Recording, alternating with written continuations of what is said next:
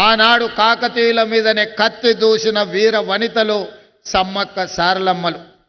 ఆ స్ఫూర్తిని తీసుకొనే తెలంగాణ రాష్ట్రంలో జరుగుతున్న ప్రజాకంటక పరిపాలనను అంతమొందించాలి అని ఫిబ్రవరి 6, 2023 నాడు ఇక్కడి నుంచే హాత్ సే హాత్ జోడో యాత్రను ప్రారంభించి ఆనాడే నేను, సీతక్క, ముఖ్యమైన కాంగ్రెస్ నాయకులందరం కూడా సమ్మక్క సారలమ్మను సందర్శించుకొని ప్రతినబూనినం ఖచ్చితంగా ఆనాడు జరగబోయే ఎన్నికలలో ప్రజా ప్రభుత్వాన్ని ఏర్పాటు చేస్తాం.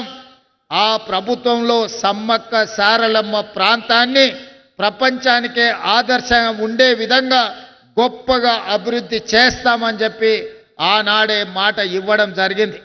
ఇచ్చిన మాట ప్రకారం 3 సంవత్సరాలు పూర్తి కాకముందే సమ్మక్క సారలమ్మ ప్రాంతాన్ని ప్రపంచ పుణ్యక్షేత్రంగా ఉత్తరాదిలో కుంభమేళ ఉంటే దక్షిణాదిలో సమ్మక్క సారలమ్మ కుంభమేళాను నిర్వహించి ఈ దేశంలోనే కాదు ప్రపంచ నలుమూలల నుంచి ఆదివాసీలు, గిరిజనులే కాదు గిరిజనేతరులను ప్రతి వాళ్ళను ఇక్కడికి రప్పించే విధంగా ఒక అద్భుతమైన చారిత్రాత్మక కట్టడాలను కట్టాలని దానికి సంబంధించిన నిధులను ఎప్పటికప్పుడు విడుదల చేస్తూ ఈ అభివృద్ధికి మంత్రివర్గ సహచరులు సహకరించారు.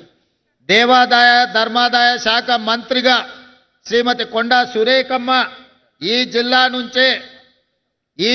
నుంచే ఉమ్మడి వరంగల్ జిల్లా నుంచే ప్రాతినిధ్యం వహించడము, అదేవిధంగా ములుగు శాసనసభ నియోజకవర్గం నుంచి మా సోదరిమణి, మా ఇంటి ఆడబిడ్డ సీతక్క ప్రాతినిధ్యం వహించడము,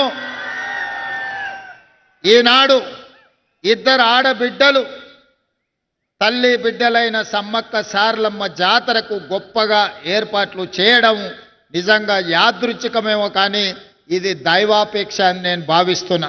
2 ఆడబిడ్డల నేతృత్వంలో ఈ జాతరకు అద్భుతమైన ఏర్పాట్లు చేసే అవకాశం దేవుడు నాకు, మా సోదరిమణులకు ఇచ్చిండ్రు. ఇది అరుదైన సందర్భము, ఇది ఒక అద్భుతమైన సన్నివేశం.